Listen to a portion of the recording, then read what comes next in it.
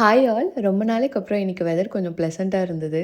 இன்னைக்கும் தயிர் வச்சு ஏதாவது செய்யலான்னு கேட்டேன். ஏன் இதுவரைக்கும் உடைச்சல பத்தாதா? பர்னிச்சர் மேல கை வச்சா முதல் டெட் பாடி நீதான்டா. தயிர் சாப்பிட்டெல்லாம் போதும். இன்னைக்கு ஏதாவது நான்வெஜ் தான் செய்யணும் அப்படின்னு சொல்லி ஃப்ரீசர்ல இருக்கிற ஆட்டுக்கால் எடுன்னு சொல்லிட்டாங்க. சரின்னு இன்னைக்கு பாயா செய்யலான்னு முடிவு பண்ணியாச்சு. அதுக்கும் நான் வேணா செய்யவான்னு கேட்டாரு. அதெல்லாம் ஒன்றும் வேணா நானே பார்த்துக்கிறேன்னு சொல்லிட்டேன். இப்படிதான் லாஸ்ட் டைம் கால் குழம்பு வைக்கிறேன்னு சொல்லி பிரேக்ஃபாஸ்ட்க்கு ஆரம்பிச்சது லஞ்ச்க்கு தான் கிடைச்சிச்சு. ஹஸ்பண்ட்க்கு சமையல் தெரியும், அதனால நான் ரொம்ப லக்கி, எனக்கு பிரச்சனையே இல்லை, ஜாலியாக இருக்கேன் அப்படின்லாம் நிறைய பேர் பர்சனலாகவும் சொல்லியிருக்காங்க, வீடியோஸ்னும் கமெண்ட் பண்ணியிருக்காங்க. பட் ரியாலிட்டி என்னன்னா, சமைக்க தெரியாதவங்க கூட ஏதோ ஒன்று ரெண்டு மிஸ்டேக் இருந்தால் அட்ஜஸ்ட் பண்ணி சாப்பிட்ருவாங்க. ஆனால் சமைக்க தெரிஞ்சவங்களுக்கு சமைக்கிறது என்னமோ நம்ம டெய்லி எக்ஸாம் எழுதுகிற மாதிரி தான் இருக்கும். இதில் இன்னும் கொஞ்சம் உப்பு போட்டிருக்கணும், இதில் பெருஞ்சீரகம் அதிகமாகிடுச்சு, நெக்ஸ்ட் டைம் நான் ரெசிபி சொல்கிறேன், அது இதுன்னு சொல்லுவாங்க பாருங்க.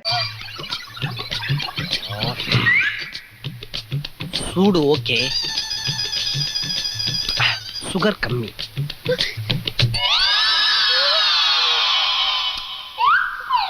சூப்பர்.